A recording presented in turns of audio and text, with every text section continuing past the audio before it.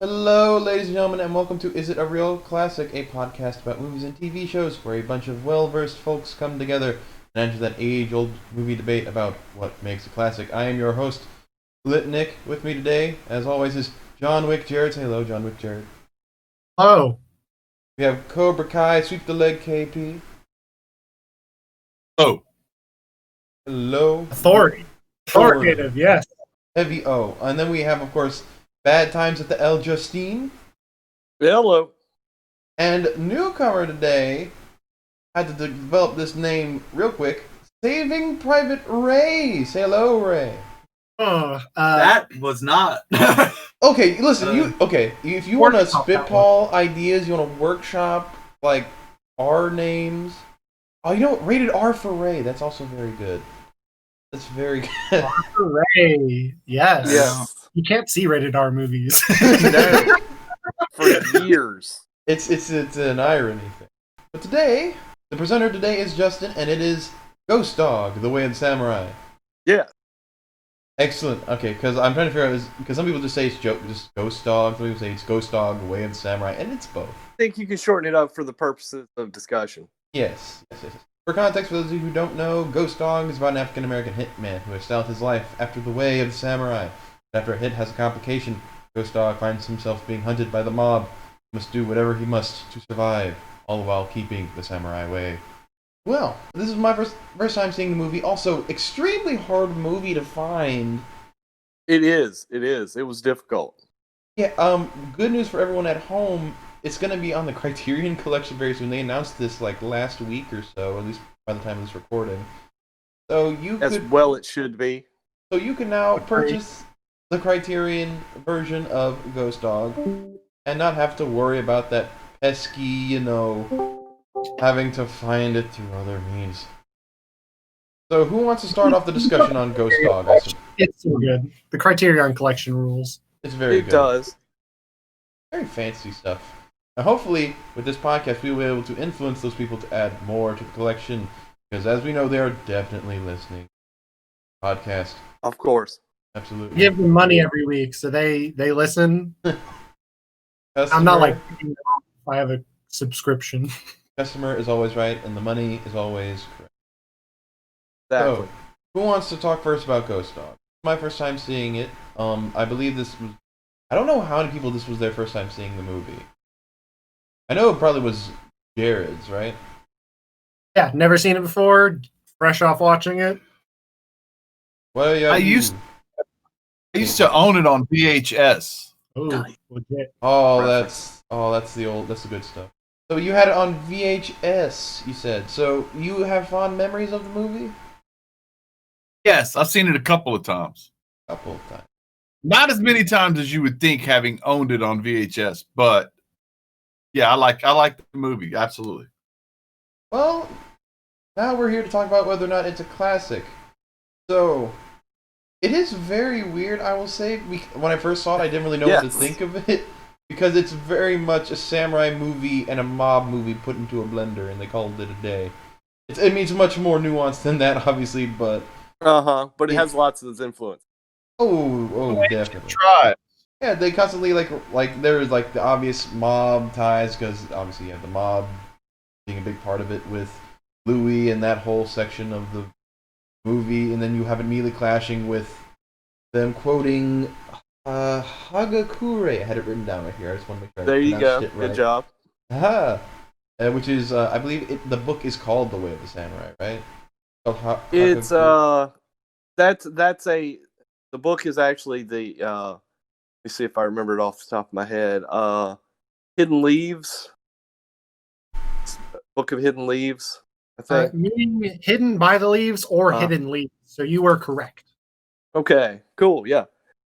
So it's a 16th century book on samurai etiquette and some philosophy, but a lot more on the lines of how he should conduct himself to be a proper retainer for his lord. More than like the Book of Five Rings, which is about swordsmanship, and the Book of Family Traditions, which is also about swordsmanship. From the Book of One Ring, which is about some swords, a bow, and an axe. And a tiny little fellow. That joke should have landed better. I'm sorry. Okay. Anyway. We do have this very big culture clash. What did we think about that culture clash, by the way? Because it is two different, complete tones, the samurai movie and the mob movie. I thought it handled it very well. I thought the kind of transition from them was good. Transitions in this movie were also just really good. The fade in and out, different shots, very classic. Something you'd see in a lot of samurai movies. It is definitely paced like an old samurai movie with stuff like Yojimbo Marshaman. I liked it because it was slow, but it was always intriguing. I was always very into seeing what would happen in every scene. It served a purpose. Yes. I think the fading to black and then going back to and approaching the next scene allowed you to focus on each individual scene, and it was almost every scene was like, I mean, to me, I'm jumping the gun probably, but every scene was perfect in its own way. And as you close that scene out, it was almost like acts in a play. Exactly, and I think that was Allows that focus on each. Right. Thought it was fun, yeah. Especially the culture clashes, because you also have that urban city culture clash with the mob culture, as they're kind of, those things overlap. Those areas of a city tend to overlap each other a little to some degree, but still be separate. Along with the samurai influence, you're telling two stories with an outside influence. Well, it suits the samurai story because samurai were a separate class from the regular people. So you had the innate culture class of nobility and the regular people in the samurai movies. So the mob kind of serves that purpose in there as the villainous nobility that can be played off of. That actually brings up a very interesting point of the movie, which is the fact that it really, and I didn't really, it took me a while when I milled on the movie to really come to this. It's really a deconstruction of both the mob movie and the samurai movie, because it takes what you know of both genres. Like you said, samurai are a higher class, they are of nobility, and you expect the mob, you think The Godfather, you think Scarface, you think all of these like elaborate, exactly, large things. I know what you're about to point out. And in the movie, Ghost Dog, both the samurai and the mob are kind of in the dumps. Yes, and that's they talk about it. The age has moved past us. The mobsters notice every one of their properties is for sale. Oh yeah, they're bankrupt. Yeah, there's a lot of really neat details in the movie. Yeah, like even that little small bit with the boat. For example, he has a boat that how's he gonna get it over there? He just does it because he does it, and there is probably no hope that boat will ever see the water, which is kind of like this whole futility of trying to keep this old. But having your own way that you want to practice. Yeah. This guy wants to practice the way of the boat maker. It doesn't matter to him that it serves no point where he is. Exactly. Yes, yeah, and the fact that you do see both of these, basically these two. I'm trying to figure out the best way for it. These two pinnacles finally dying with age. It does lean itself to, once again, the slow pace of the samurai movie, as well as just being as you just see everything collapse, I suppose. There's another thing I did want to ask about, because it's mentioned a couple times, and we did allude to this earlier, is the factor of race in the movie. Yeah, it's a strong component. It's a strong component, and there's a tossing around of the N-word by one of the antagonists around there. There's a clear difference in communities, as we said earlier. That dude was hilarious. The three mob bosses were so funny. Oh yeah, they were. When he starts quoting Flavor Flav, dude. Does the Flavor Flav died of a heart attack at the end of the movie, or yes, the movie he literally just keels over screaming.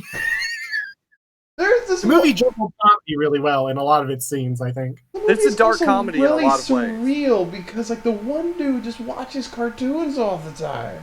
The mobsters watch cartoons all the time. Old stuff.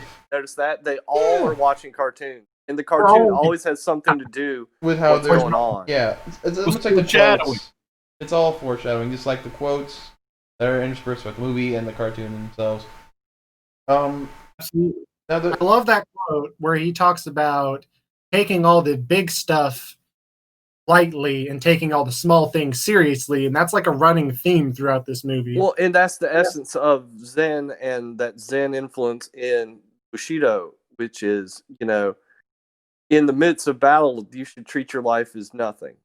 But when you're pouring your tea, you should consider that a critical thing in your life right in that moment. You should transition like that. So they'll just order someone to, go get whacked, and then they'll just like watch cartoons with like intensity. Mm-hmm. it's very angrily watching the movie. Oh, that dude had the meanest mug of all time. Dude, Henry Silva is one of the angriest looking humans ever. Natural. But Incredible. Back to the point I was making earlier, it's like the object of race is definitely there, and they acknowledge it. But do we think it's a major factor of the movie? Do we think that it helped to bring out any ideas from the movie, or was it just sort of there?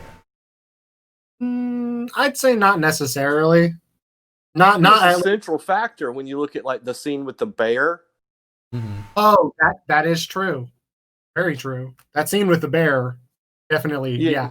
Would you like to clarify what the scene with the bear is for? There's a scene with two hunters have shot a bear, and Ghost Dog is driving by and he sees it, and he asks, and their whole explanation is like, there's not many left. You better kill them while you got the chance. So he ends up killing them both, and then he says the line about, in ancient cultures, bears were considered equal to man, and this guy goes, well, this ain't no ancient culture. My favorite line in the movie, some days it is. Kills him. Because now you're equal with the bear. It's a very, very memorable scene. It's a very good scene, and I think it's like one of the scenes that really stuck out to me. Which leads into the next scene with the where the mobster shoots the female police officer and does the same kind of thing. She wanted equality. Well, I gave her equality. Right. I shot a cop. In a strange way, the equality was an underlying theme of the striving of that. Exactly. Murder is equality. We're all equal in the grave, 6 feet under. Exactly. Correct. Everybody's equal when they're dead. I'd like to point out a little thing that probably not many people. There's a scene where he sees an old man about to get mugged, and the old man drops the dude to mug him. The dude who played the old man, is an actual Shaolin monk. Really? He was quick. Oh, dude, yeah, absolutely. That is the guy who came from Shaolin and founded Shaolin in America. That is rad. Cool. That's rad. All right. This movie also has really strange little cameos in there, like him, and you also have RZA, just RZA himself, just walking down the street. He does the soundtrack too. He does. He produced it and put a lot of stuff together. The soundtrack is a huge part of the movie. Exactly. It underlines each little scene where he's driving in the car. It gives you, like you said, the public enemy scenes, the contrast of the mobster that's a mob boss being so in love with Flavor Flav. All of that is, neat. Mm-hmm. It also adds a bit of like how the mob is like trying. You could argue like that's a bit of cultural appropriation in terms of like how the mob is trying to adapt in the modern times and how it still isn't. Anyway, that's a thought. That's another thought, and just came up with that, so I don't know how far that would go. I want to read into it that way. Oh, dude, come on, flesh out your hot take right here. Yeah, it's not a hot take. It's more just something I just remembered upon thinking about it. It's all takes are hot. All takes are hot here, even if they're straight out of the freezer. Yeah. You put that boy in the microwave. Woo! It's. I don't know if we've mentioned the essence. I don't know if we've mentioned the essence of the movie is that he's getting beaten. The Ghost Dog is getting beaten up. He's not Ghost Dog yet, I don't believe. Yes. He's got the writing on his shirt, which leads you to believe he's already started studying some of these ways, the samurai, and yet when the mobster, the underling, Lobster saves him by killing the people who were beating him up and going to mug him. He utilizes and begins to learn the teachings and the ways of the samurai in order to please his master, who is the man who saved his life. And then at the end, of course, he gives his life.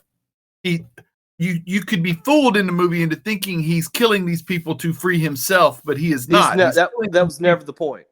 No, he's killing these people to free the man who saved his life, and then as you see him, like you pointed out, he takes the bullets out of the gun before the last shootout because he knows if his gun gets picked up, he pulls the gun away from his best friend who runs the ice cream truck because he knows if there's a shootout, one of them may try to defend him in shooting the man who he owes his life to. He protects the man about to kill him because that man gave him the next 4 to 5 years of his life.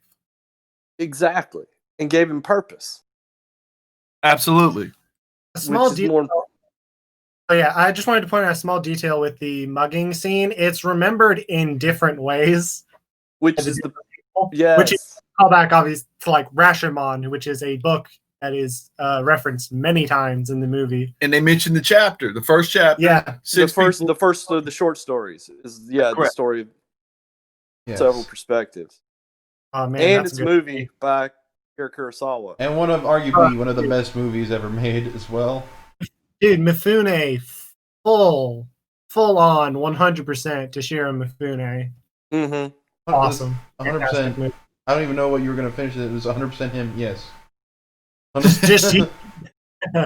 No, he was so good in that movie. Oh man, I like the aesthetics of things too in this movie. Every one of his weapons was a stripped down version. He had nothing fancy. It was all pieced together. His gun, he made his own silencers. He had these worn down but well serviced guns. His sword didn't have anything. It was a stripped down sword. You know, every weapon he used was even his sniper rifle was an AK-47. You know, speaking of weapons, I just, upon thinking back about it, one of the most memorable things also about the movie is the fact that whenever Ghost Dog puts his gun away, he does the little, twirl thing. Samurai flourish. Flourish. Fling the blood off, but it's like a gun. So it's like, why are you, Ghost Forrest, why are you doing this? This is just... That's so cool. Anybody else with Forrest Whitaker that comes off stupid, but Forrest made it work. What a performance. And this movie is a very actor performance driven film, and it's perfect for each person to take their small role, perform well, and make the movie matter. Every single performance, the racist guy that can't hear, he is an integral part of the film. The guy who sets up the first murder and then winds up sitting in the same room acting like he never did that the whole rest of the way, who loves Flavor Flav. The guy with the ugliest face ever. Gentleman who is the person that Forrest owes his life to. The Frenchman, his best friend that he can't even understand a word the guy says. The young girl's performance is amazing. Every book she reads is important. Yes. Frankenstein, as he pulls out and reads the last couple of lines of it. Everything is put together so well, and it. The Souls of Black Cloaks by W.B. Du Bois. Absolutely, and yet the way it's shot and the way they let every scene breathe, and like you said, it moves slowly, allows for every actor or every look that Forrest gives. The way he looks at a girl walking down the street is no different from the way he looks at the people he's about to take's clothes. You know what I mean? Like, everything is so well done through the whole thing. Yes. So Michael Bay, where everything explodes every 3 seconds. Listen, you're right. It is amazing how much more you can do with less sometimes. Exactly. Yeah, it is very much a movie that likes to take its time. And they're a little, and it does remind me a bit of Rashomon in terms of it having these small, even though there's a larger narrative, there are these smaller stories planted within it. If that makes any sense? Mm-hmm. Like there are even the recurring motifs, like the dog that shows up twice. which is the death, which is the black dog. Mhm. That's the symbol of death. That haunts him. Absolutely. And the young girl being only in about 4 scenes, but she's the movie reading the book because it's not really over. We should really talk about the ending, I suppose.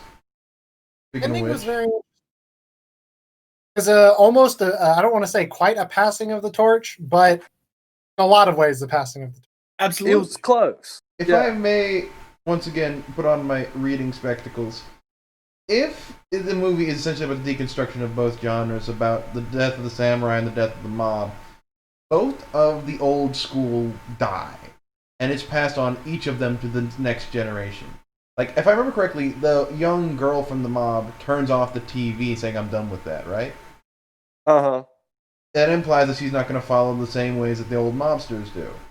And now that we have the little girl with the book, a reading samurai book, the book with reading book, well done there. But you get what I'm saying.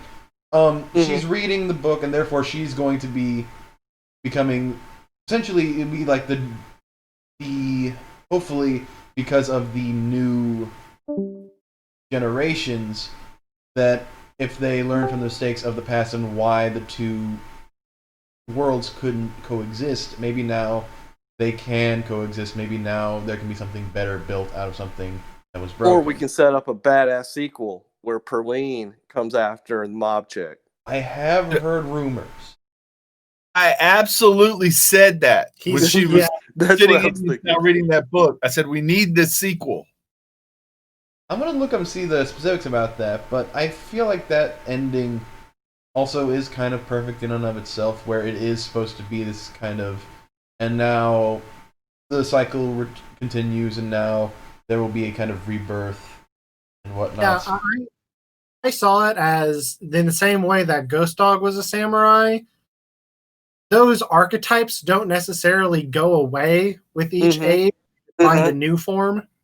Instead of there being like a ruling class, like the nobility of the samurai age, it is now mobsters who have influence and hitmen and stuff like that. Like, it is changed, but that power dynamic is still present in a way. Exactly. Very much, yes. Very much so. Yeah, I figured that was kind of the meaning of the film. I did? One of them, like, yeah, because like every scene, every quote, I'm just like, I'm stuck on. The quote I'm stuck on, my favorite one, is the one where it talks about walking through a rainstorm. Oh, that's one of my favorites too. You can try to run and get under awnings and stuff, but you will get soaked all the same. It was kind of about, if you just accept that you'll get soaked regardless, you kind That's of it. You have a better understanding, and that applies to many things in life. That goes back to the first quote, which is the way of the samurai lies in death, and accepting death, that death is the inevitable. And if there's a cool scene, if you notice the first scene when... Well, Justin dropped out of the call. He will return. So we're going to be left with bated breath as he returns. But I did, just so you know, I did look up Ghost Dog sequel, and Jim Jarmusch confirmed that there will be a sequel, but it will not be a movie. It's looking like it's going to be a Ghost Dog TV series. That's what I'm talking about. Start and finish every episode with some of them quotes, baby. Justin, you didn't hear this. Yeah. Ghost Dog TV series is what it's looking like for the sequel. Oh my god, I love it. And what were you saying, Justin? Oh, I was just saying, the quote about the rain and how, that leads to death, but also that scene where he first walks around, you see him walk between people and nobody ever sees him because he walks right as they turn. So he's invisible. He's walking between the raindrops. Like a ghost. I'm sorry. A ghost dog. A ghost. Exactly. The way of the set. No, anyway. Yeah. There's also like the old-fashioned ways of like how Ghost Dog gets his hit. I know this we're referencing now at the beginning of the movie now, but this is another aspect of the movie I found kind of interesting, was the fact that Ghost Dog himself is so old school. I need to be spoken to via carrier pigeon. Exactly. Once again, emphasizing the kind of old school way and of. paid only on the first day of autumn. Mhm. All right, so I suppose I should ask now. Does anyone have any final thoughts before we turn it over for Justin's soapbox? Any little tidbits about the movie you want to get out there? Things you like, things that bothered you, and whatnot. The music was inspired by the old movies in the best ways, I think. Just rising anticipation and steady drum beats, and the usage of like horns and drums both were just very, very good. And the hip Like hop vibe, oh, dude, yeah, dude, the hip hop vibe was awesome. Oh, yeah. and it kind of reminds me of Samurai Champloo went for that same kind of aesthetic. You're so right. You are so right. Uh, That show's awesome, dude. Yeah. Dope. what about you, KP? Any final thoughts? Oh man, I think I poured my tea out all over the table. We're good. I want to clean that up a little bit. Justin, you are now allowed your final argument, closing argument for the soapbox for why we should consider this great movie, not just great, but also a classic. I think that when you combine all the elements of it, the tour de force by Forrest Whitaker, all the character work, this amazing camera work, soundtrack, the elements of philosophy and culture that it combines, that you've just got the makings of something that's bigger than itself at times. It's a little goofy crime movie, but it comes off a lot heavier with a lot more gravitas than you would think. And I think it's a natural classic. I think I'm going to make an additional argument for it being a classic in that I feel like I'm going to watch this movie again and again and find new things every time. Find new meaning, find greater understanding of it every time. Let me give you a top tip too. Read Hagakure. It's a great book. Really interesting if you haven't. Well, we got two people on the soapbox. That's all right. Dude, this movie was cool. I love stuff that like blends cultures together and kind of mixes the old with the new. Dude, it's like right up my alley. So like, yeah. And just a little sidebar. I'm a quote guy. You know what I mean? Like I constantly write down quotes and think of quotes. And whenever I find a quote I like, and this movie is just, whether you're talking about the readings from the book, just general things, it's so full of quotes that help you guide your way. Like everything you've said, you know what I mean? You can't, it's just, you come away and you remember quotes. You want to go back and read 4 or 5 that they've mentioned. It's a movie that kind of makes you want to be smarter. Yeah, like exactly. It's ponder philosophical questions and think about things, which is just, I mean, that's what great movies should be doing. The purpose of art, right? Exactly. Mm-hmm. All right, we have 3 people in the soapbox. So everyone get down. Get down from there. Right? It's only big enough for one. Get down. Get down. All right. So I suppose we go around the room now. KP, what is your vote on this? No, it sucked. All right. The heel 6 turn. out of 10. No, it's perfect. It's a perfect movie. Absolutely. Classic. All right. Jared. That will be a yes for me as well. It's good enough for the correct action. It's good enough for me. Ray, what do you think? What do you think, Ray? I watched this movie so much. My favorite part was when you checked your phone. When he held him by the shoulder and said, "I am the ghost dog, way of the samurai." Maybe he said that. Maybe the real ghost dog, the way of the samurai, were the friends we made along the way. Like exactly. That's a yes. That's a yes from Ray. I don't know it yet, but just so we know, Ray is just sitting in on this podcast. He did not see them. That's why he did. I saw some birds in the movie. He did see some birds. He took the briefcase out of the floor. I just blurted out. Just I didn't think. I just blurted out. Are there more pigeons in the briefcase? Awesome. He put pigeons in the briefcase under the floor. Dude, emergency pigeons. Never go full John Woo. Never go. John Woo, just king of doves. As for myself, just so everyone clarification sake, when I first saw the movie, I was on the fence of it. Like, I didn't know how to feel. Like, I didn't think it was bad. I really did think it was really good, and I do recommend it if you can, find it. But because I was trying to figure out whether or not it was just style over substance, because I've seen a lot of movies pull the quotes in between scenes and try to have all these, like, throw all of these things at the wall, and ultimately it's just trying to appear more deep than it is. But this movie, like, upon more I thought about it, and the more I kind of saw it as a deconstruction of the genre and how it acts as this kind of salute to the samurai genre in and of itself, I feel that it is definitely, it's able to pull it off in the perfect way, and it is indeed a really underrated classic that, I don't know, I feel like I'm surprised I didn't hear about it before now. But now the Criterion Collection's coming, so I guess more people are going to hear about it. That's why we have Fusion. Yeah, and when it came out in 1999, dude, it was like, I saw it in the theater. It was a little art flick. It was did not get much exposure. It was a Cannes movie and that kind, from the film festival movie. So a lot of people, I think, it fell under the radar for them. Film festival movie now has a different meaning than it did in 99. Mm-hmm. Film festival movie now means you should watch it. Whereas when we were younger, people were like, well, it's not Rambo, or it's not, you know what I mean? Yeah.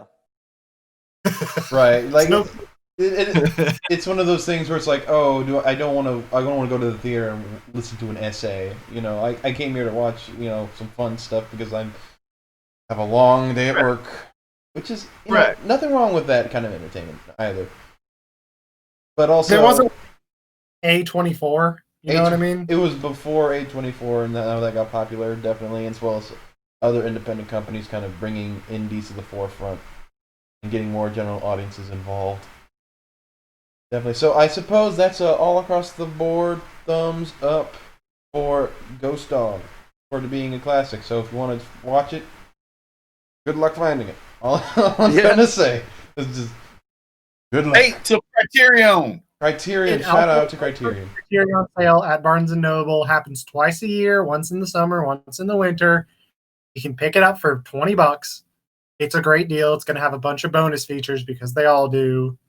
Criterion Collection rules. Yep. Still waiting on my Criterion Collection of Candyman. I think in all honesty, I feel like as time goes on, it probably will. It seems like a movie.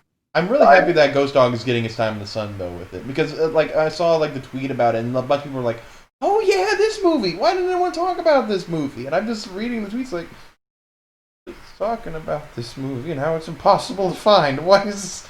Anyway, might be a part of it. Yeah, exactly. I've never seen a copy of it in person. The movie is. That's why I made the podcast. So I like bringing up these movies that people haven't seen or don't consider to be classics, because it kind of brings people to like, oh, maybe I'll check it out, and we get to experience more things and new things. But speaking of hard doing the Lord, I tried to do it.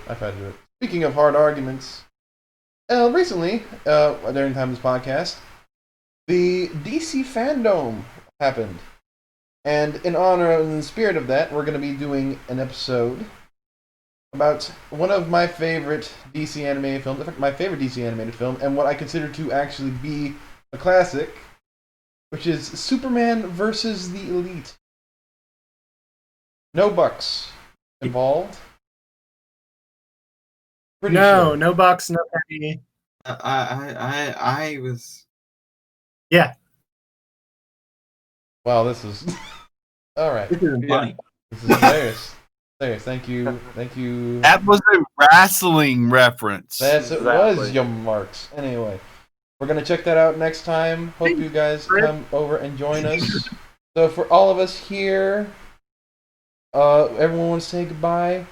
Later, guys. Watch good movies. Everything is art. Everything is art. And finally, Ray, do you have any final closing words? This podcast is art. True. Everything is art and everything is political. But this has been Is It a Real Class Podcast? It is a Go Home Heat production 2020.